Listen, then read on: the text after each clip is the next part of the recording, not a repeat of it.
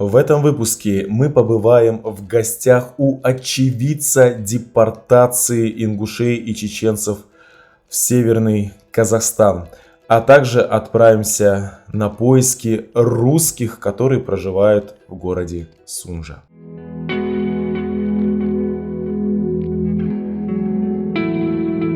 В январе месяце этого года я побывал в гостях у Султангири, который видел своими глазами и пережил всю ту несправедливость ко всему ингушскому народу. Я говорю про депортацию 1944 года. И Султангири решил поделиться своими воспоминаниями со мной. Ну а я, конечно, поделюсь с вами. Всех моих подписчиков, а также постоянных зрителей я приветствую. Меня зовут Артем, и вы находитесь на моем канале о путешествиях и не только.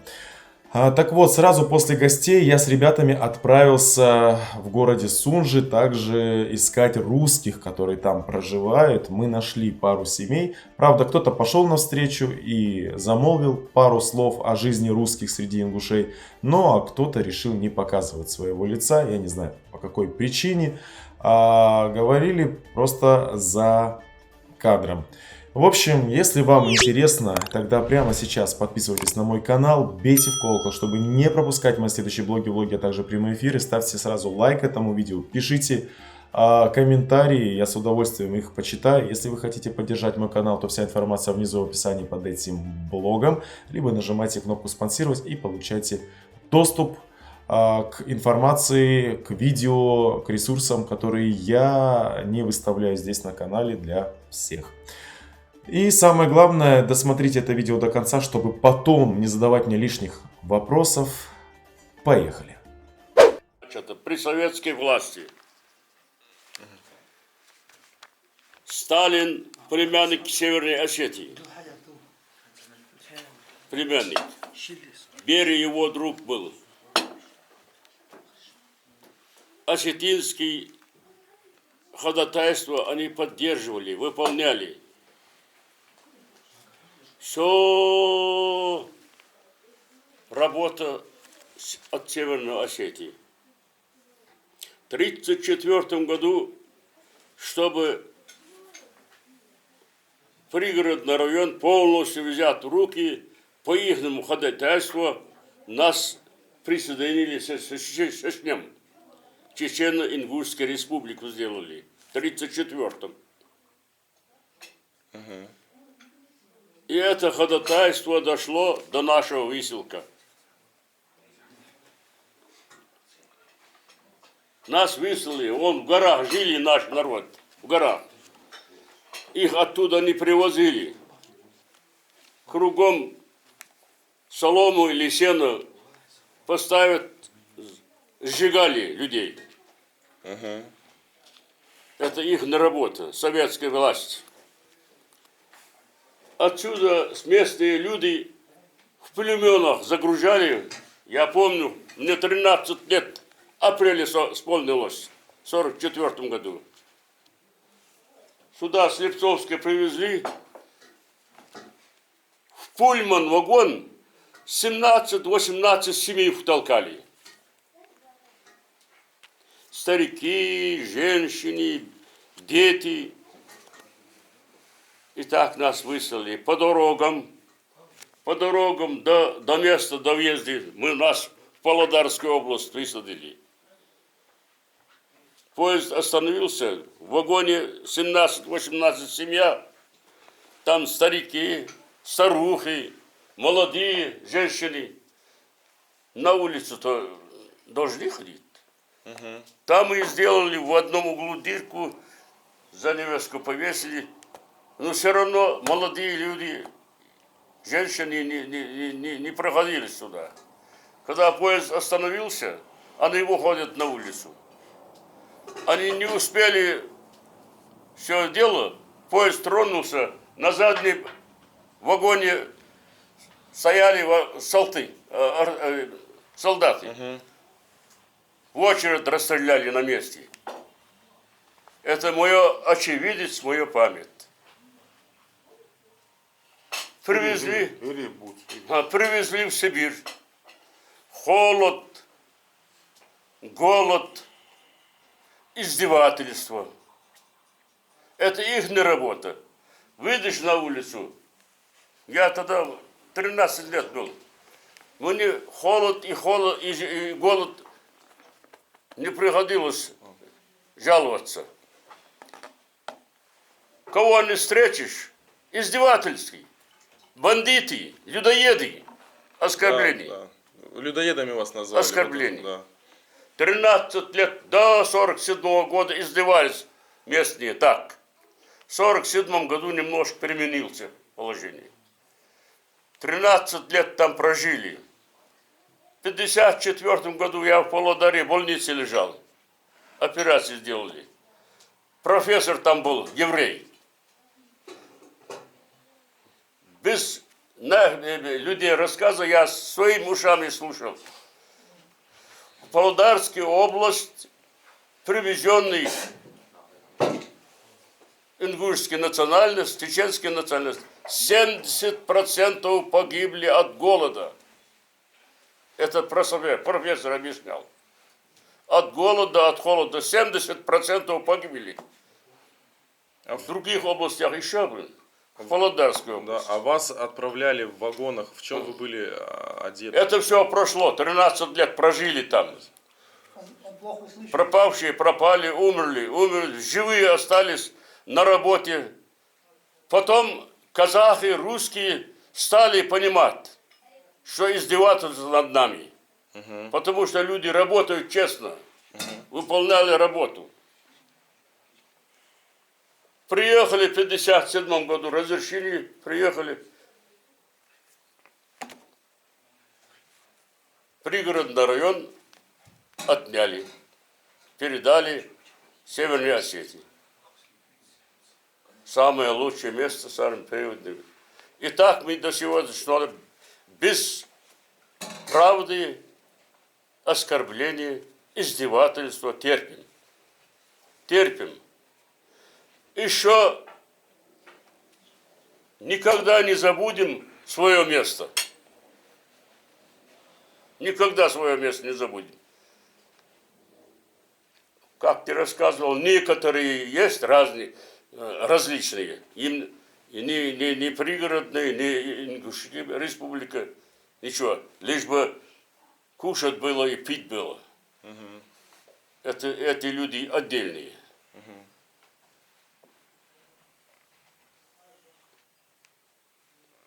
Я не знаю. Газету я где-то потерял. Газета была. Вестник. С Чермена писатель был. Осетин. Он написал статью. Когда Евкуров ушел отсюда. Ингуша 3 генерала президента были, не могли свое место оправдать. И этого осетина убрали они.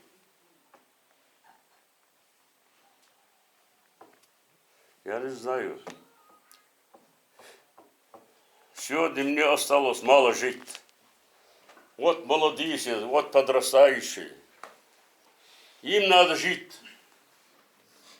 При такой оскорблении, при такой несправедливости. Я уже прожил примерно. Все протерпел. Сегодня, завтра я уйду. Ну, вот жалко молодых. Жалко молодых. Без права, без справедливости жить надо им. Если так будет стоять. Тебе большое спасибо. Ты молодой. Ты все понимаешь. Ты мужество взял за эту работу. Наши, вот от твоего разговора, наши президенты, наше начальство, нету такое намерение, как вот ты сейчас рассказываешь. Если было бы такое намерение, если было бы такое мужество, немножко дело другой был бы. Был бы результат. Да. Ничего. У меня все. Спасибо. Вам здоровья главное. И долгих лет жизни. Очень четко сказал. Четко. Если было бы такие, как вы, люди, добились бы правды, вернули бы дома, которые проживали ингуши, и решали бы эти вопросы. Но на сегодняшний день никто не решает ничего. И нет таких, допустим, у нас руководителей, которые беспокоились за это.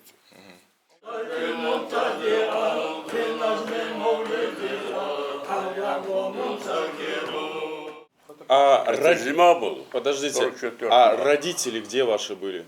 Родители с нами были. С вами были.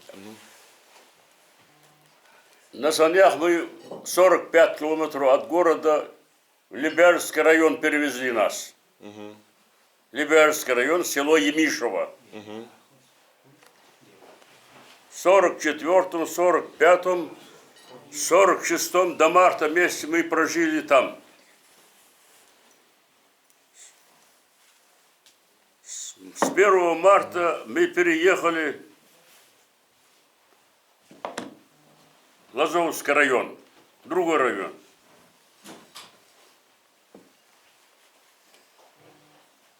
В этом Емишеве мы прожили, нам над Иртишем построили базу, одну комнату и коридор. 10 семья под одной крышей. Мы там прожили. Колхозные скота, которые подохли, они вывозили возле Иртыша, выбрасывали.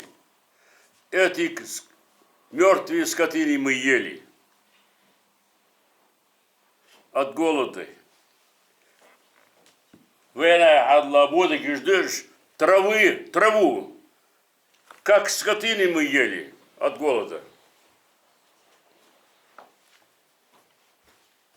Паёк там незначительный давали, это паёк не хватало.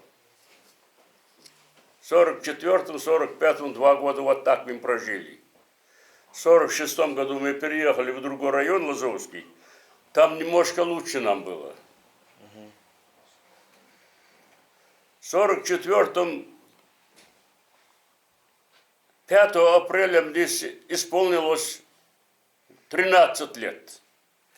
10 апреля я на работу поступил в колхоз Овсипас с казахом. И по 2012 год работали без отдыха. С 44 по 12 год, вот, 2012 год. Ну, это уже после как приехал. Да, я понял. Тяжелые работы я исполнил, Артем. Камень я добивал, землю копал, асфальт ложил в элеваторе, на пилораме работал до 61 года. В 61 году я поступил в школу, на автошколу, на курс шофера. С 61 года по 98 год шофером работал. В 12 году я остановился работой. На пенсию ушел в 92 году. И по 12 год работал на пенсии. В 12 году я отдыхать остался дома. А родители ваши? Родители- Какая судьба у них была? Родитель, у меня отец умер в 2005 году. Ему 12 августа, 15 августа исполнилось ему 107 лет. 107 лет. В 93 году мать умерла. В 2005 году отец умер. Отец, когда нас перевезли в Лазовский район, устроился на работу рыболовный промысел на Иртише. Работал. Мать казахам все делал, чтобы заработать, кушать.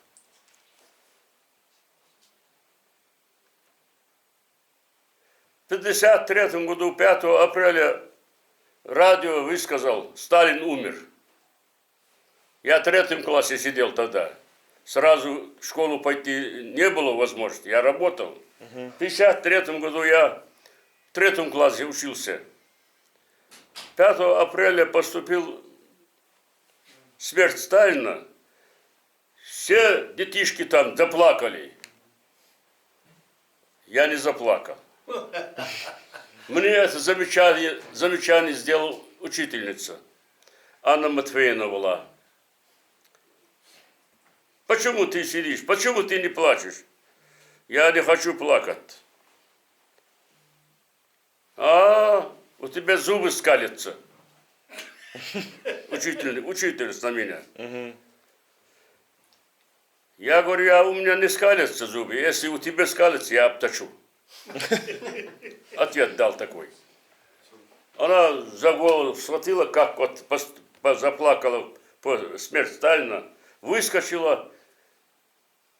Директор был Фастен Фейнович. Немец. Напильник взял в руках, с напильником идет. Изменник, предатель. Я ему обточу зубы. Ко мне. Я говорю, еще один шаг сделаешь, там чернильница стоял, мраморный, чернильница. Чернильницу взял, еще один шаг сделал, я тебе прям в лоб пишу. Ах ты бандит, изменник, а ну-ка пойдем со мной. Повернулся, я поднялся, за ним пошел в кабинет его. Он сел на таком столе. Я стою. Вот оскорбление. Изменник, предатель, людоеды. Я говорю, больше не смей оскорблять меня. Какой я изменник? Мне 13 лет был, когда я пришел. Какой я изменник?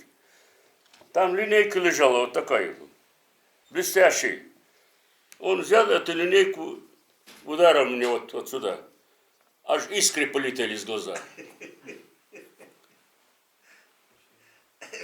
На столе стоял мраморный кот. Я схватил этот кот, назад отступил и подбежал, ударил. Он голову поднял, сюда попал. Прямо с этим словом завалился директор. И он мне прогнал со школы. Я 3 класса не кончил. Я безграмотный остался. Вот такое издевательство. Время тяжелое было, да? А? Время тяжелое Да. было. Такое издевательство над нами было. Если так, что было точно рассказать, я не смогу. Это частично я выговариваю. Ну, казахстанцы, казахи все-таки нас поддержали, помогли. Потом с 1947 года и казахи, и русские стали понимать нас. Если честно сказать, понимать стали нас. Что нас мучают, что нас издевают над нами. Жалеть начали. После Сталин умер, Маленков поступил за Сталина. Маленков тогда кушать нечего было. Налоги были на куриц, на яйца налоги были, на мясо налоги было, на все налоги были нам. Маленков эти налоги отменил. Он всего 3 месяца проработал, в Павлодарской области он жил. Выгнали его за то, что он от налогов освободил. Потом Хрущев поступил. Хрущев в Германии или за границу ездил. Там их президент ему сказал, у тебя все люди заключенные сидят из-за нас. Ты неправильно работаешь, у тебя люди все заключенные. Вот после этого разговора Хрущев приехал нас освободили. В 1957 году.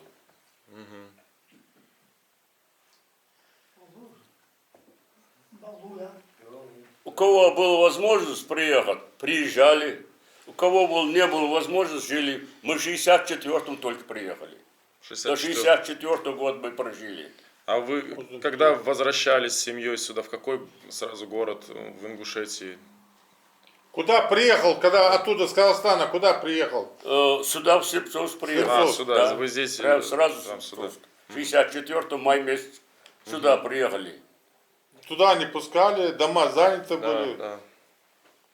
А если бы не были заняты дома, Вот вы, такое получается, дело. в пригородном районе были? Да, конечно. Каждый свой дом, как в Грозном, вот, освобождали русские, уезжали, вот, в Урус-Мартане проживал, председатель колхоза был русский. Там даже пишется про это. Как вернулись, семья вернулась, он сразу собрал свои вещи, отправил свою семью в первую очередь, отправил в Краснодарский край. Потом освободил дом для чеченцев и сам тоже уехал. И так же здесь было бы. Если бы вернули эти дома, которые проживали ингуши, но они же не хотят возвращать. Не только возвращать, а и чтобы не жили, вообще чтобы жили не хотят. Не хотят, чтобы жили, да. Да. Это вам спасибо, что вы приезжаете, освещаете. Некому решать эти вопросы. Есть, просто не хотят они решать эти вопросы. Да. В Вопросов 1934 много. году нас соединили с чечнями. Да. Когда в 1957 году мы приехали, Гайрбеку был в Чечне. Его первый и второй заместитель ингуши были. Боков. У них мужества не хватило Гайрбекова предупредить. Со Ставрополя Щелковский, Наурский 3 района взял, пригородный район Северной Осии отдал он. Да. А наших ингушей не было смелости. Что ты делаешь? Хотели подписать этот соглашение, пригородный Боков район был оставить. тогда, Боков был. Вот такое мучение нам. Гайрбеков. К по нему сегодняшний пошли, день. он сказал, ингуши обойдутся без пригородного района и расписался. Вот так и остался этот пригородный район. Ай? Гайрбеков. А вылил да у нас хунда заместитель. Шит заместитель Ганутин Гайрбеков. Хайн Ставрополь Хоройон Хаиса Тацамара Рендаганяя. Ни один ингуш не жил и не живет в этих 3 районах. Ни один ингуш. Как они могут тогда пригородный оставить, а это отдать? Это неправда. Да. И по сей день это так, да. Тянут резину кота за хвост. И не хотят они вам это. Хотя Да. очевидный факт, что там все брошено. У ингушей, как вчера в эфире он сказал, ты же видишь, как ингуши живут, большие дома в пригороде. А кто вам мешает? Ингуши всю жизнь копят на этот дом. Если отец не достроил, сын будет достраивать этот дом и так далее. А у них, они говорят, а у нас стоят скромные. А потому что вы не хотите там строить, зная, что это земли не ваши. Если бы это были земли юридические их, они бы строили такие же дома, как в Владикавказе. Стоят же красивые дома, они их не строят. Почему? Потому что это ваша земля. Им придется уйти. Дома оставлять, это зачем им тратиться? То есть вся история в этом. Они не хотят услышать, они либо притворяются. Я много раз говорил про то, что Ингушетия очень гостеприимная республика, в ней проживают доброжелательные люди, которые любят гостей. И в очередной раз я в этом убедился и надеюсь, что в этом и вы убедились. В том, что они очень добрые, порядочные, воспитанные и всегда вас ждут в гости. К примеру, меня как встречали, так и провожали лезгинкой. Давайте посмотрим.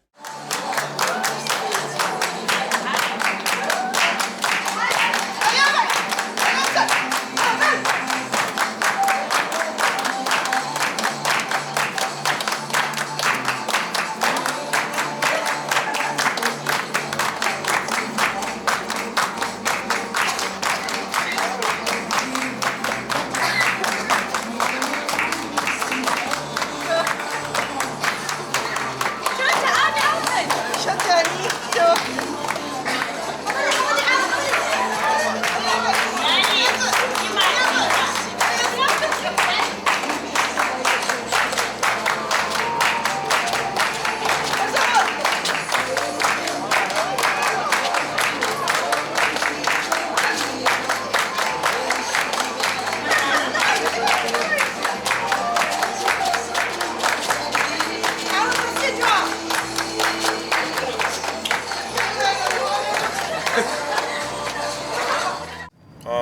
боятся, сейчас уже темнеет. Темнеет, ну да.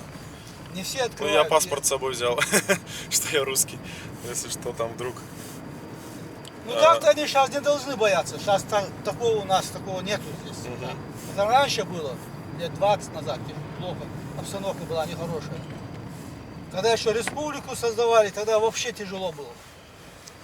А вот в данное время такие события, ну это я имею в виду, там, чтобы дом заладили, там кого-то грабили. Тем более про убийство я не говорю, этого давно нету. Мне вот у нас тут жило очень много русских. Вот, до 91-2 года вот до этих событий. И резко они уехали. Вот. Сама училась вот в одном классе очень много русских. Половина у нас русских в классе, когда я учился. И учителя у нас все русские были почти. Ну, уехали, вот, лично мне, честно говоря, не хватает. Если так, ну, ностальгирую я. Вот. Мне бы лучше было бы, конечно, чтобы здесь русские жили. Русские, чтобы жили. Да. Я очень многих знаю. Да, говорят, что ингуши русских не любят, тоже делают специально, чтобы... Ну, я не знаю, кто это не любит. Лично я не встречал. Я тоже не встретил пока ни одного ингуша, который бы... Я не ингуш, я же русский по своей национальности. И здесь, сколько я встречал, брал интервью, даже бабушки мне говорили о том, что здесь нормально живется с ингушами.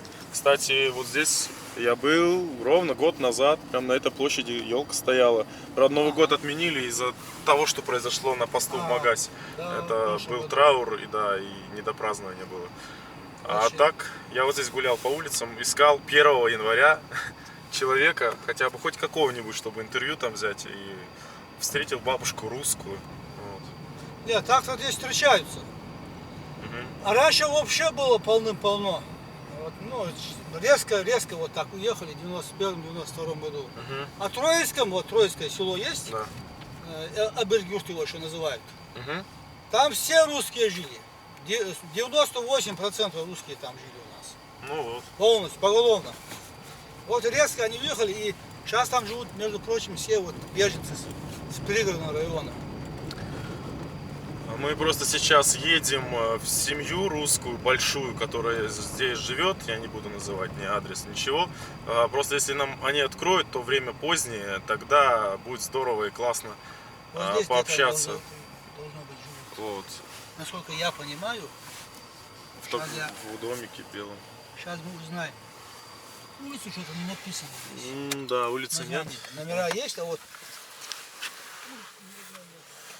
Света нету. Оп, нету. Хочется взять просто интервью у русских. Если они разрешат, конечно, и согласятся, мы не знаем. Вот. Тут, говорят, большая семья живет. а по-моему еще там по этой живет, по Сенероеву. У него там склад, магазин продуктовый. Вы его не знаете? Андрей, что ли? Я даже не знаю имени. Но мне сказали, что он склад там открыл, магазин продуктовый. Вы его не знаете, да? Ну тогда, может, туда пойдем? Да, в принципе, можно. Вы просто вы вкратце не работаете? скажите, как вам с ингушами здесь живется. Нигде не работаете вы в данное время? Да где же на А я вас знаю на лицо, я вас помню. Я много раз вас видел. Как вам с ингушами просто живется, пару Да слов? я же все здесь вырос же. У меня обои девочки, обои мальчики разговаривают по-ингушски. Две девочки замужем за ингушами. И дети у них. А что с вами? Вот почему? Вам холодно или как?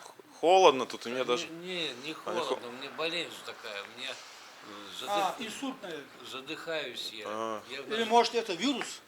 Не, я в это Я в физическое. нажране лежал. Знаешь, какой был? Вот такой опухший. Да я знаю. Выкачивал. Это болезнь такая. Выкачку Это мне. болезнь, это от Болезнь. почек, наверное. Какие почки мне выкачивали все это. Да? Я с этим, с кататором ходил. Ужас.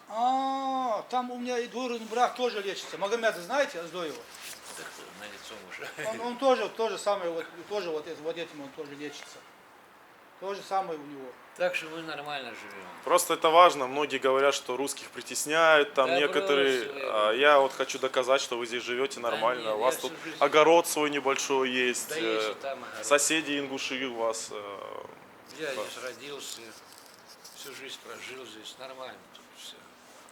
Это хорошо. Хорошо, вам здоровья тогда. Спасибо. Не болейте, да. Если Дай бог какие здоровья. лекарства надо, вы скажите. Да. Я вам привезу, лично сам привезу. Не надо. У меня соседи хорошо помогают, тут приходят. А соседи ингуши? Да, с работы приходили вот с ее. Дай Бог вам здоровья. Да. Жене Если тоже. что надо, скажите. Хорошо. Я помогу лично, я Спасибо. помогу. Спасибо вам. И вам спасибо, что вы. До свидания. Спасибо, до свидания. Туда не хотите? Можно пройтись и проехаться, если дадут. Все боятся, стесняются. Стесняются, боятся некоторые. Тут просто, видите, у человека со здоровьем проблемы. И много так. Если все бы вы зашли, то вообще бы испугались. Он болеет, жена болеет. Мушахва Хойшан, последний рой его. Вы знаете, где он живет? Последний рой, а вас Ну так, пару слов сказали. Сказал, что хорошо живется, ингуши помогают там таблетками. Помощь нужна. Мы предложили, он сказал, ему соседи помогают нормально. Вот, где ставить. Может туда проедем? Можно, да, если там. Где наша машина? Сейчас попробуем еще в одну семью русскую попасть, потому что это без предупреждения все. Вот, спонтанная поездка, как обычно все. Я не ищу специально, так даже, наверное, интереснее. Ну, как вы могли заметить, вот дедушка русский, здесь родился, вырос. Все хорошо, все замечательно, никто его не прессует. Так что тардыши, что вы там мне понаписали, глупости. Все нормально. Местные жители здесь подсказали нам, именно ингуши, что вот здесь, в соседнем доме, проживает русская женщина Любовь. Люба. Сказали, что очень хорошо живет, что мирно, ходят друг к другу в гости, все хорошо. Вот сейчас попробуем пообщаться, я не знаю. Я забыл спросить у нее, она одна живет или с детьми? Ну сейчас посмотрим, если кто-то. Там, по-моему, как общежитие или нет? Нет. Они сказали, вот это окно ее. Нет. Если она дома, то она выйдет. Ну да, если не дома, то.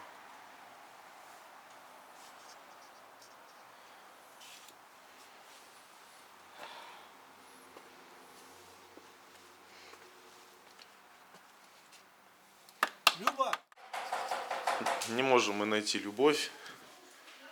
Ну, любовь-то, может быть, у нас и есть, но Люба идет. Любы нет. Ага, вот идет.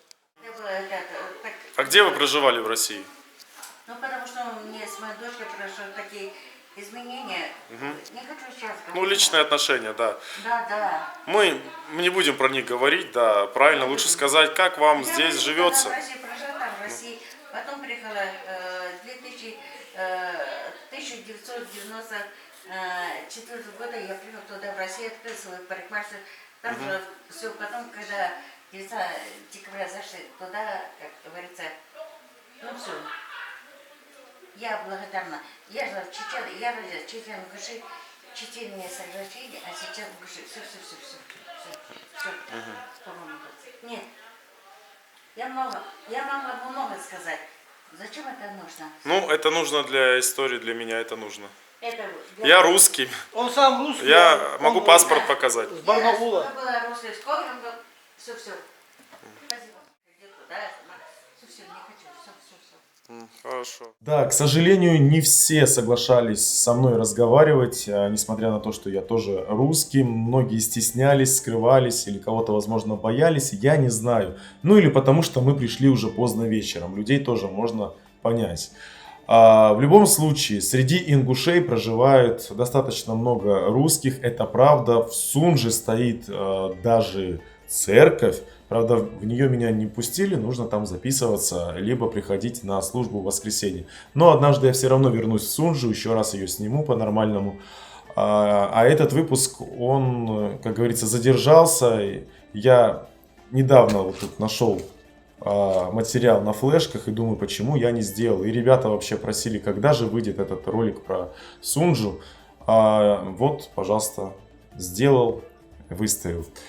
Ну, а если вам понравился этот блог, то поставь ему лайк, подписывайтесь на мой канал и смотрите мои другие блоги. Я вот прямо сейчас нахожусь в Грузии, в Батуми, поэтому у меня немножко уставший вид. Я всегда, когда в какой-то поездке сплю час, максимум 2 и снова в работу, у меня ждет моя Сонька, это камера и работа. Нам нужно теперь отснять Батуми. Помимо Батуми, я уже отснял Тбилиси, Мцхету, Зема Алвани, где проживают бацбийцы, а также Ереван и, по-моему, все. Вот. Поэтому не пропускайте, нажимайте на колокольчик, чтобы не пропускать мои новые выпуски. Ну и самое главное, не ищите 1000 причин не путешествовать, ищите миллион причин, чтобы поехать и полететь. Потому что если бы не мои путешествия по Северному Кавказу, по Ингушетии, я бы не узнал про депортацию, я бы не узнал про осетино-ингушский конфликт, я бы не познакомился с такими красивыми, душевными, гостеприимными людьми, да, как вы, как ингуши. Просто, может быть, меня будут смотреть и люди других национальностей. Не бойтесь этот народ, потому что много про него говорят гадости. Они действительно ждут вас в гости. А у них в Джирахе, в горах, стоят просто потрясающие, красивые башни. Так что приезжайте. Ну а с вами я не прощаюсь, я говорю вам до встречи. Увидимся в понедельник.